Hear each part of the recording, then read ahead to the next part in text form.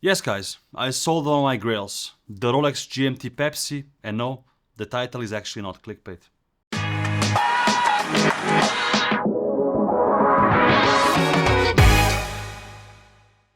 I've been collecting watches since the past 15 years. It all started with my 1970s Omega Day-Date, which I bought with 200 euros that my grandma lent me at the time. It's one of my most cherished watches and it will never leave my collection because it's irreplaceable. Over the past 15 years, I've seen and handled thousands of watches, all the way from a cheap $10 flea market watch to the most expensive watches in the world, like the Jacob & Co. Billionaire for $18 million. And obviously, everything in between. I have always been intrigued by these small mechanical wonders we wear on the wrist every day. The more complex a movement is, the more I'm drawn to it. And in the last 2 years, this interest only got stronger. I have accumulated a lot of wristwatches ever since I started. I even shot 2 watch collection videos, which I will link down below. There you can see that I always valued variety. Since I love watchmaking so much, I even started buying books and tools, some older and some new.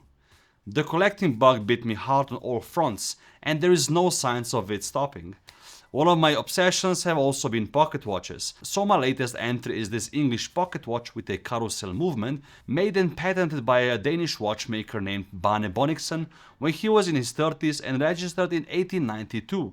A very old pocket watch, and I absolutely adore it. All my watches are stored away in a bank safe because I don't want to worry about hiding them in the sock drawer like I used to when I was young and naive. It's just too much stress and I value my peace of mind more and more. After not wearing most of my watches for longer time periods, I started thinking about the point of even collecting them. We get so easily caught up in what other people are buying, what watch is trending on Instagram, or what watch could potentially make us the most money. But there's also this other group of watch enthusiasts and collectors, the ones who often buy what makes them happy and what makes sense for them. The so-called value purchases, a topic which I will cover in a different video down the line. These are watches which are not really affordable but bring most today's hyped watches to shame, mechanically and brand equity wise. So I sat down, I opened Photoshop and Google, and I started thinking about what is it that I really want. Because once you turn off Instagram, it's you. You are the one who wears the watch, the one who has to genuinely enjoy it. Nobody's there to comment on it, nobody's there to push a like button and share it on his story. It's only you and your watch. The Rolex GMT-Master 2 Pepsi was always on my list. In my mind, it was the one Rolex that I always wanted and needed to have in my collection. It was like a staple. You also hear it everywhere. Many collectors are waiting on one, the ones who have it get celebrated, and you just think it's the one I need as well. So in total, I waited about 3 years on the watch and I had it for 3 years in total as well. So the whole journey with me owning this watch was 6 years. I always respected Rolex for achieving what they achieved, but since the last few years, my personal collecting focus has shifted. I won't talk bad about a watch because it's actually a perfect timepiece. The proportions, the movement accuracy, it's an iconic watch, no doubt. So if you have one, I hope you enjoy it, and if you really want one, just go for it. I see my watch collection as a mirror of my current self. As an entrepreneur and enthusiast, it evolves over time the older I get and the more I don't care about other people's opinions. So I made a list, a grey list. A list so crazy that I can't even imagine ever owning these watches. But I also didn't think I will own this many as I do today when I came to Switzerland back in 2011. So I did what many told me to do. I consolidated my collection.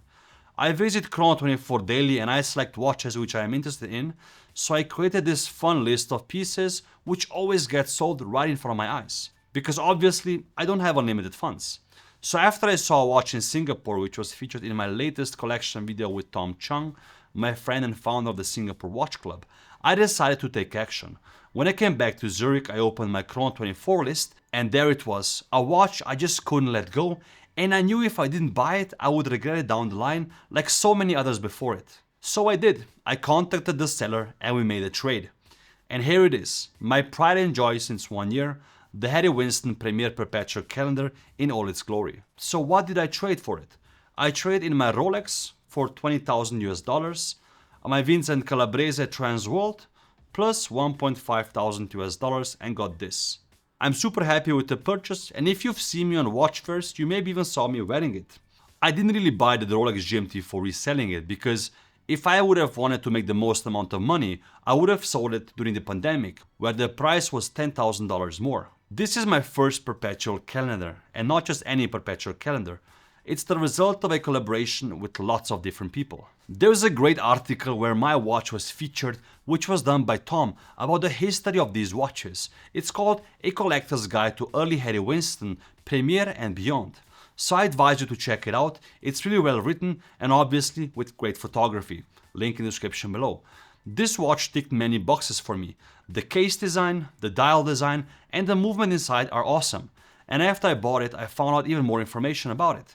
To keep it simple, the movement was developed by Roger de Witt himself, and it was at the time the world's first bi-retrograde perpetual calendar. Harry Winston's 1989 debut arrived as the Premier line with a groundbreaking watch, which was not this exact model, but something similar. It was developed together with Jean-Marc Wiederrecht, the person and the owner behind Agenor, a company creating some of the coolest movements today. And the design of my watch, which is nicknamed the Final Edition, was made by the father of Emmanuel Guet, the designer of the Audemars Piguet Royal Oak Offshore and today's company Denison, and many more. And the CEO and founder of one of my favorite independent watch brands, Max Büsser, was the CEO of Harry Winston timepieces. So when I saw Max in Geneva at the MBNF gallery and showed him this watch, he was just smiling at me. Back in the day, Max also launched the world famous Opus series, which kickstarted many of the young independent watchmakers at the time and created a global platform for creativity. The case of my watch reminds me of the Opus series, so when I wear it, I feel like I wear a very important watch from an independent watchmaker. And the movement, perpetual calendars are awesome. The amount of components they house, the mathematical calculations watchmakers have to go through to successfully set it up is incredible. And they are visually beautiful. I've shown many of them on my channel before, mainly from my watch collecting videos with Tom and Ben from Watch Brothers of London as well. Neo-vintage Audemars Piguet and Vacheron Constantin are some of the nicest ones out there. Especially if you're a fan of skeleton dials, which I am. So this Harry Winston covered this aspect as well, with its open work dial at 3 and 6 o'clock. The case is very heavy, made out of platinum with pushers on the side, a flush crown, and the buckle is in 18 karat white gold. The dial is symmetrical, so at 3 and 9 o'clock you have the day of the month and the day of the week, and at 6 o'clock you have the moon phase indicator. At 12 o'clock there is a month and leap year indicator as well to match the symmetry and obviously to give you all the information needed. The dial is bluish, but in some lights it also looks a bit grey. It really depends on the angle. The base movement was created by Manufacture Gérard Perregaux with an automatic winding rotor, and since the model is nicknamed the Final Edition, I was very happy when I saw that the number of mine is actually 25 out of 25. So technically, this is the last of the last. Today, this model isn't in Harry Winston's catalog anymore. I wore it a lot at the beginning, but now I only take it out for special occasions, because old perpetual calendars aren't really that robust for daily use, especially if you're a bit more active like I am. So what's the future of my watch collection? I actually bought one of my grail watches a few months ago, by again consolidating my collection and really thinking about what I need and what I want in the future, and I can't wait to film it and show it to you guys. Here is a little preview, only one component, but maybe you can find out which watch this is. This is actually the first watch from my grail list, and I couldn't be happier. For those of you who follow me since the beginning, you know that I started small and gradually worked my way up to own watches like these. From coming to Switzerland at 20 years old, working in the restaurant business, reading lots of books and learning about the mindset changes, to starting my marketing agencies with the help of great people and co-founders like Rocco and Marcel at Effect Agency. It's a journey. And what owning watches has taught me over the years, and it might sound a bit cliche, the journey and the process of getting them is actually sweeter than the ownership.